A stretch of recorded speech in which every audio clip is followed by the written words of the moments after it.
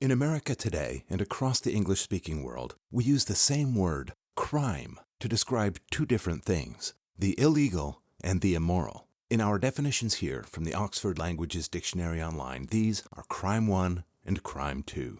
In both definitions, we need to ask ourselves why. Why does some action or another warrant a prosecution response from the state? And at the same time, why is something immoral, even if it is legal, like slavery was? It's because those actions have three parameters in common. First, we need a perpetrator. Second, we need a victim. And third, we need intent, or at least negligence. For example, if I chop down my tree on my property, no crime has been committed. And if the wind blows my neighbor's tree down, no crime has been committed. But if I chop down my tree and it accidentally knocks my neighbor's tree down, we have all three parameters, even though it wasn't intentional. But for my incautious actions, my neighbor's tree would still be standing. The law is really just a minimum standard for conduct.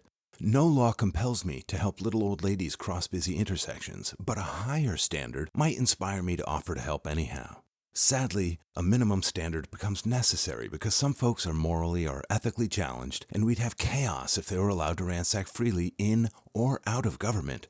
If I didn't offer to make good on my neighbor's tree voluntarily, he could compel me to make good on it using the lower standard of legal action. Meanwhile, the dual definition of the word crime means any discussion of it can be deliberately misconstrued and will inevitably be inadvertently misconstrued by people who are low in moral fiber and just don't know any better. Mistaking the minimum legal standard for the higher moral standard is an error. So we have this Venn diagram. One circle is the illegal, the other the immoral. In the center is the overlap of things that are illegal and immoral, crimes by any definition of the word, theft, assault, murder, bad stuff. And on one side, we have the things that are shameful and immoral, but legal, like slavery was. It's law bereft of morality, tyranny. But then we get to the crux of this thought exercise, the other side of the Venn diagram.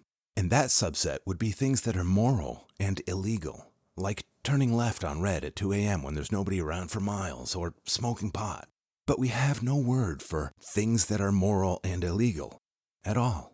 And it's the linguistic and legalistic blind spot that is tipping blind Lady Justice's scale. A secret so obvious we literally don't even have a word for it in the English language. A perfect accident of Orwellian linguistic misdirection. No word exists, but we do have a phrase for it. Victimless crime. But even that is a clever deception, as it has crime baked into it, as if our legal system was a perfectly overlapping Venn diagram for justice. Here's the thing. If there's no victim, there is no crime. Full stop, game over, case closed. So I'm going to add a third definition. A deliberate or negligent action or inaction by one person or group that harms another person or group. Now, we already have words for the left side of the Venn diagram. When there's law without morality, it's called despotism, tyranny, or a host of other unpleasant things. But when it's morality without law, all we have is a deceptive phrase implying it's still a crime 3 involving victims, when really it's only a crime 1. And sometimes that illegal act is a good thing, like helping antebellum slaves along the Underground Railroad. So we need a new word, a word whose definition is something that is moral but still illegal. It does not yet exist in the English language, and it's time to remedy that. I propose the word justal, a play on justice and moral. Let me clarify. Being held in slavery was legal and rotten. Trying to free oneself was illegal, but it was never unethical to yearn for freedom. It was never a crime 2 or a crime 3. It was only illegal. This leads us to a logical conclusion. If we have a justal pursuit and the state is seeking criminal charges against us, then we have an actual crime 3 being committed by the state, which also qualifies as a crime 2. The state has fabricated a criminal class in the absence of any victims, thus making those justal citizens the victims and themselves the perpetrators. That's the tyranny side of the Venn diagram, legal and evil. Everything Mustache Man did was legal because he was in charge, and he said it was legal. If our legal system ever hopes to attain justice, then it needs the full panoply of language to describe the things within its purview. Victimless crime is literally perfect Orwellian doublespeak. As self-contradictory as war is peace or freedom is slavery, it must be replaced. and so I'm inventing Justal. This whole thing is highly personal to me because in 2003, I was engaged in a Justal. I had a small cannabis grow in my basement and an angry ex-girlfriend. The details of what the state did to me are worth a video all their own, but right now is not the time or the place to get into it. Suffice it to say, it was outrageous and intentional. The results of their actions, however, have lifelong effects, and we'll be talking about those in a minute. To be clear, to this day, the state has never once presented or even proposed a single alleged victim of my alleged crime. Adults smoking weed is nobody's business but that adult. People smoking weed pre-legalization were engaged in a Justal, a victimless activity that was nonetheless illegal. In our antebellum analogy, the people growing weed were like the folks on the Underground Railroad, doing the right thing in the face of great danger from their own despotic state. Some people were undoubtedly slaves themselves, helping others to freedom. Others were just folks who answered the calling of their conscience, or even their capitalistic nature, ferrying humans north for whatever reason. None were criminals. They were engaged in Justals. And that's even better than just being a law-abiding schmo. They proactively took the risk to do the right thing, and that gives them the patina of heroism. And history has judged them as the good guys, and the law-abiding slaveholders and bounty hunters as an evil so vitriolic that it is still tearing us apart to this day. A national original sin. Lawful evil. It's hard to top the tyranny of legal slavery. We tried, with the Trail of Tears and Japanese internments, the COVID response and Jim Crow, and of course, the generations-long war on American drug users like myself. But we'll always have that high watermark to compare ourselves to, or low watermark. How low can we go? Pretty effing low. Now, I'm going to let you in on a little secret. Slavery is still legal. It was the 13th Amendment that allegedly freed the slaves, and here it is. Amendment 13, Section 1. Neither slavery nor involuntary servitude, except as a punishment for crime whereof the party shall have been duly convicted, shall exist within the United States or any place subject to their jurisdiction. Now, did you see that? Slavery is illegal, except as a punishment for crime. And this is the first definition of crime, not the second or the third. All they need to do is make something harmless illegal, and slavery is back on the menu, boys. If you have broken the law, the state can compel you to work menial tasks without pay under threat of immediate incarceration for stepping out of line, which is exactly what they did to me. That's involuntary servitude at best. For the folks stuck in prison making street signs for the state, slavery is more accurate.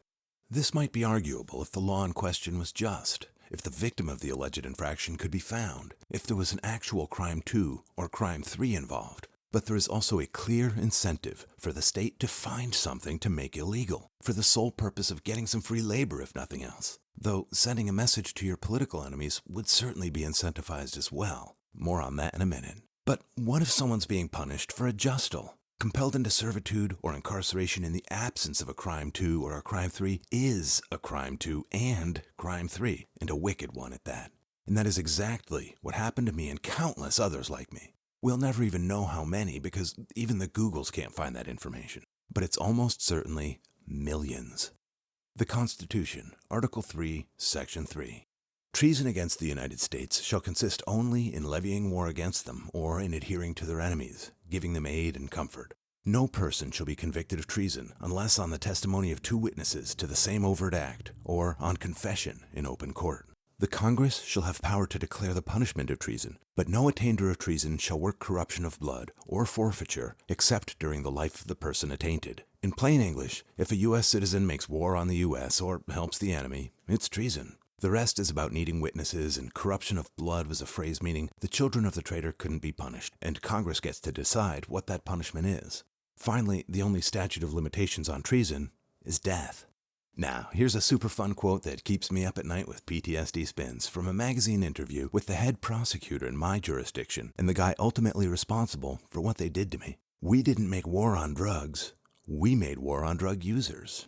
Dan Satterberg, July 2019. And I'm a U.S. citizen, and so is Dan, and so are his jackboots.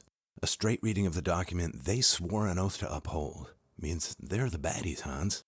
History has come down with a judgment firmly on my side. What happened to me was a wretched injustice with lifelong deleterious effects, and my case is far from the worst.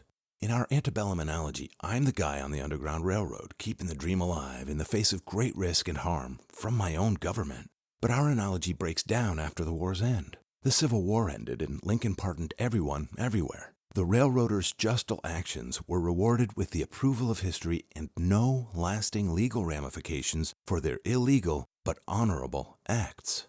In 2003, I was branded with a felony and compelled into involuntary servitude for 30 days. In 2012, my Justals were legalized. My attorney from 2003, Allison Holcomb, wrote the bill. A Pyrrhic victory, but victory nonetheless.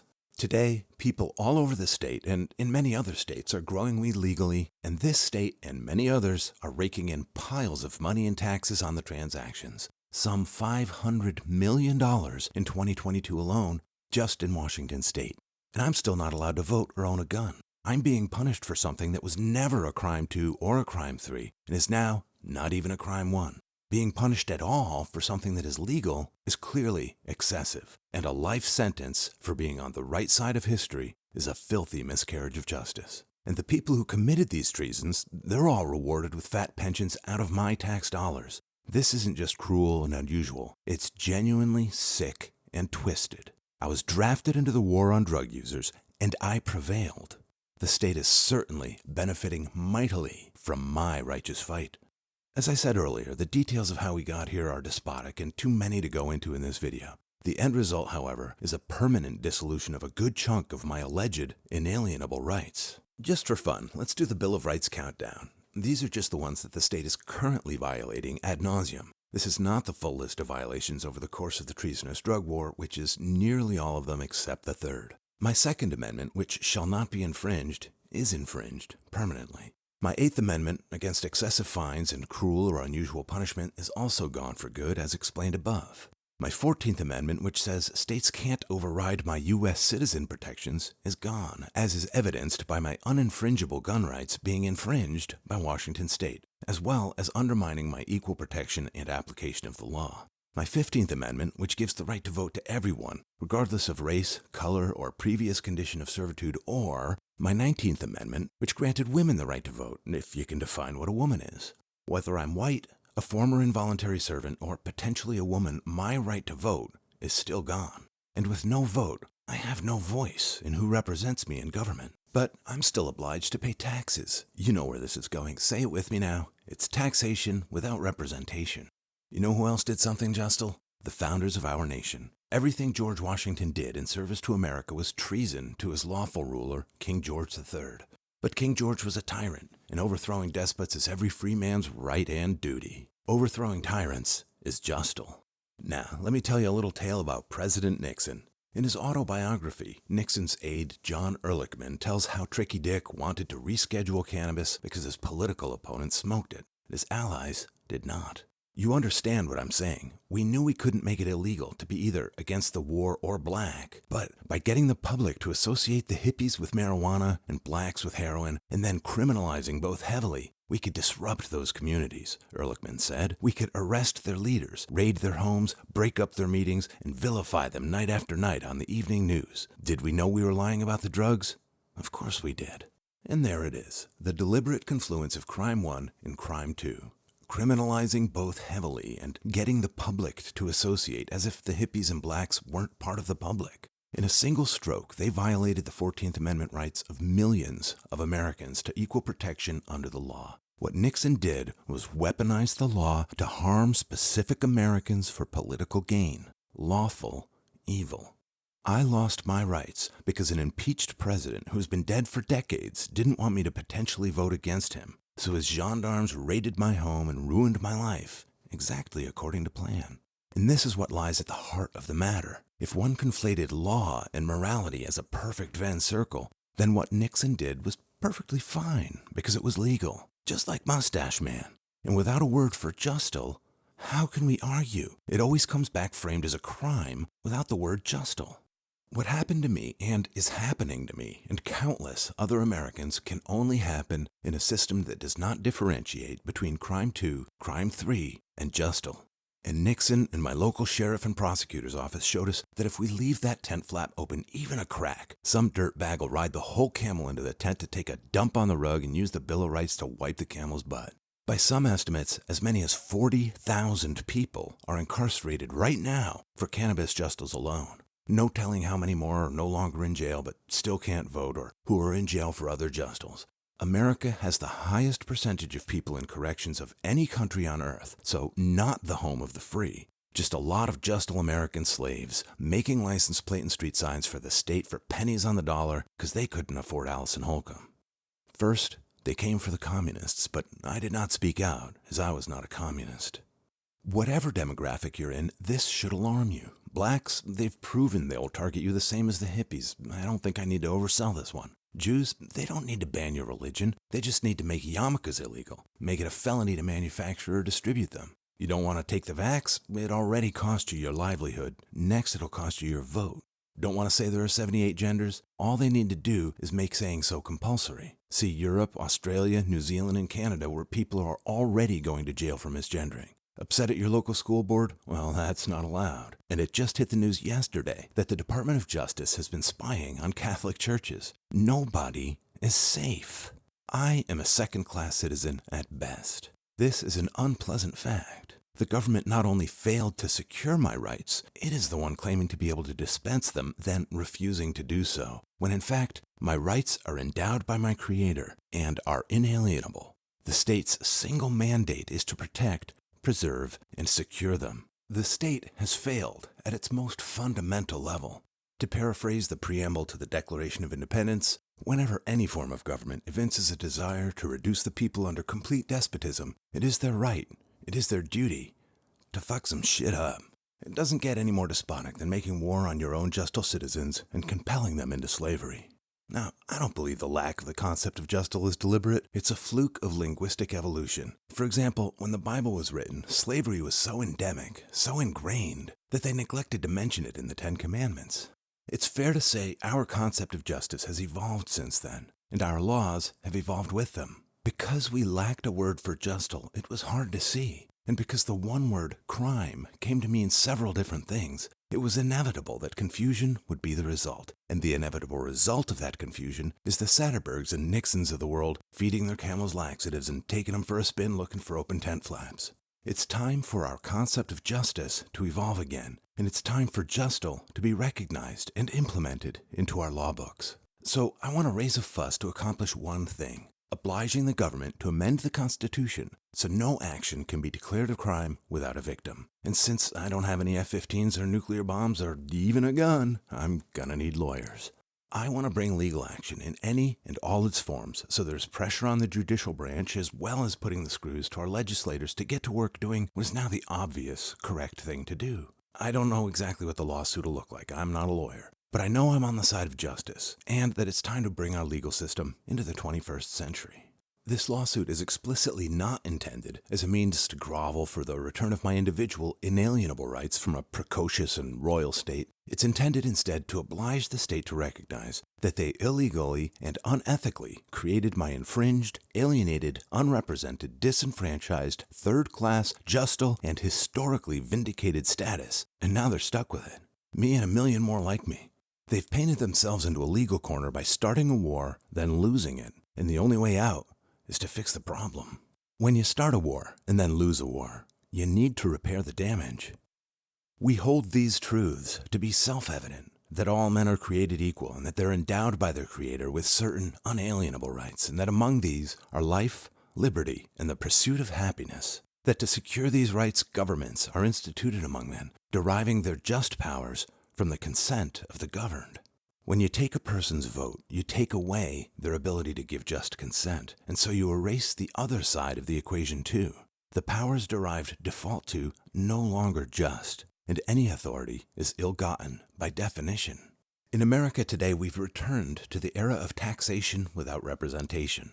The state has become the very thing the founders fought against.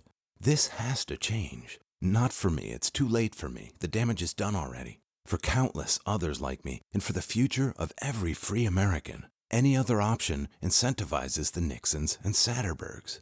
I assert that neither I nor anyone owes taxes to any state that is the institution separating us from our rights in the absence of any harmful behavior. I assert that neither I nor anyone owes taxes to any state that is waging war against them. I assert that neither I nor anyone owes taxes to any government in which we cannot cast a vote.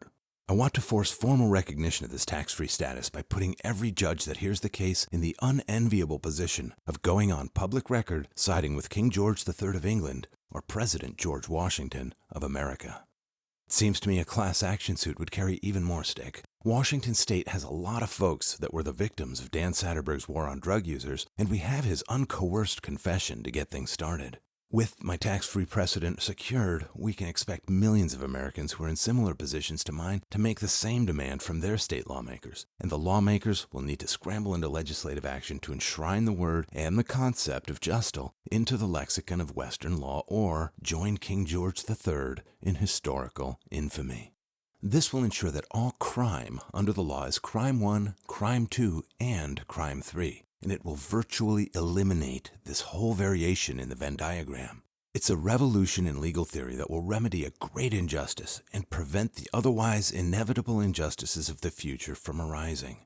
The state has proven beyond any equivocation that it can't be trusted, which we already knew. It's why we have the Bill of Rights in the first place, and it's time to codify one or two more. The right to be safe from state prosecution if there is no victim, enshrined into the Constitution as the 28th Amendment, along with the 29th Amendment, ensconcing freedom from taxation without representation if the state removes someone's 15th or 19th Amendment protection. There's no point having a 15th or 19th Amendment if they have no teeth, which they demonstrably do not. I don't know exactly how to get all this done, but I know it all comes down to needing money to buy lawyers. The despots in power aren't going to give it up easily, but at least when they oppose the notion of Justal, they mark themselves as the problem. So this isn't about me. I'm just one symptom of the much larger problem. But what the state is doing to me gives me standing to bring suit in court, and my own higher moral standard impels me to try. It is my right. It is my duty. But I could sure use some help. I'm just one guy going up against the entire history of Western law. The actual problem we need to fix is that our language and our legal system does not have a word for Justal or even the legal construct to recognize the concept. And tyranny is the inevitable result. If we fix the problem, all the symptoms will go away for as long as the Bill of Rights exists. If we don't, the rot will fester, the symptom will change form, and when they come for you, there'll be nobody left to speak out.